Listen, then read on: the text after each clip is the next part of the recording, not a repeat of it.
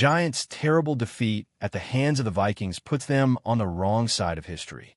A defensive touchdown, a sleep-deprived opponent, and the opportunity to target a backup quarterback who has never scored a touchdown seem like the perfect combination to put an end to a humiliating losing run. However, the Giants were capable of rubberizing eggs, softening spaghetti, and burning toast. Despite a number of favorable circumstances on Sunday, the Giants' offensive strategy was so lackluster that it cast doubt on Jaxson Dart's promising future. They also made so many blunders in their 16-13 loss to the Vikings that it extended their losing streak to 9 straight games. The Giants had one of their poorest games of the 21st century, averaging 2.9 yards per play, 141 on 48 offensive snaps. After leaving with a hamstring injury that made the defeat even more painful, left tackle Andrew Thomas remarked, "We're paid to win in this league, be competitive, and we're not right now. I had to figure it out."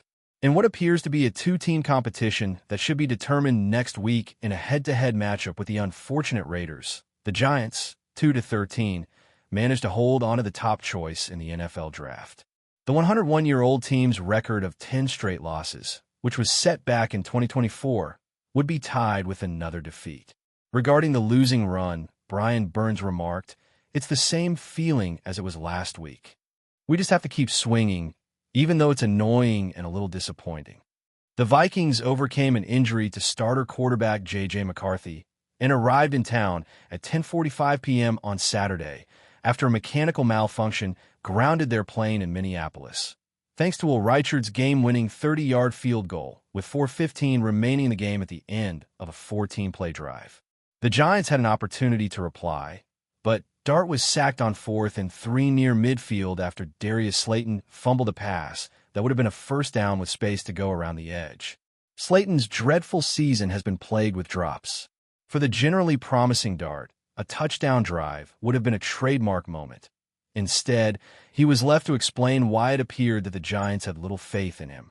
The Giants ran 15 times before Dart completed a pass against a blitz-heavy defense. He ended 7-for-13 for 33 yards and didn't have a completion until a 2-yarder with 102 seconds left in the first half. Mike Kafka, the interim head coach, stated, "I wouldn't call running the ball conservative. We simply want to try to reduce some of that pressure package and let our run game go, I would say." However, against the Vikings, 7-8, you don't see other teams that have faith in their franchise quarterback totally neutralize him. Dart didn't want the justification that it was windy at MetLife Stadium. Dart remarked, "I trust the coach's weekly game plan. I just have to go perform the play that is being called. And you have conversations." Late in the first half, Dart's interception off Theo Johnson's hands nearly mirrored Jevon Holland's interception off Jalen Nailor's hands. The Vikings' interception, which was converted into a field goal, was the sole distinction. What did Dart learn from a performance that ended with 13 net throwing yards after losing 20 on 5 sacks? "I guess we should just make sure it doesn't happen again," he remarked. After the Vikings mysteriously attempted to extend their 10-point lead by putting up a screen pass in the last 25 seconds of the first half, the game became competitive and they ended up entering the locker room with a 13-10 edge. Burns flattened McCarthy and jarred the ball loose for Tyler Nubin's scoop and score 27-yard touchdown return after coming unimpeded off the edge. Burns' 15th sack of the year led to the Giants' second takeaway, an interception by Paulson Adebo, and if Abdul Carter's offside call hadn't erased Holland's earlier 96-yard pick six, it would have been their third takeaway and second defensive touchdown. "It's like don't miss the ball," Nubin remarked. "You just want to make sure you pick it up clean, because I've seen guys in that situation miss the ball." Although Holland was plundered, we are aware that it will happen again. McCarthy hurt his right hand during the play and was sidelined for the game, which made things worse for the Vikings. McCarthy was replaced by undrafted rookie Max Brosmer, who threw 4 interceptions in his lone start earlier this season. Despite only throwing for 52 yards, Brosmer managed to outperform Dart. Carter, who got a sack for the 3rd consecutive game, stated, "We were the second-best defense on the field today, and we have to live with that."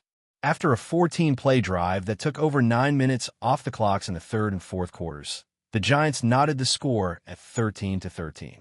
With 11:06 remaining, Dart threw his broken chain to the sidelines, converted a fourth down to Slayton, took a helmet-to-helmet roughing the passer penalty, and exited the field for Ben Sauls to make his second NFL debut with a 39-yard field goal. However, once Brosmer was in, the Vikings didn't make any more careless errors as head coach Kevin O'Connell did when he became avaricious at the end of the first half. Burns stated, "I think their strategy was to try to neutralize the line, make the reads easy for him, and let JJ get in a rhythm, so they weren't going to let us tee off on him either."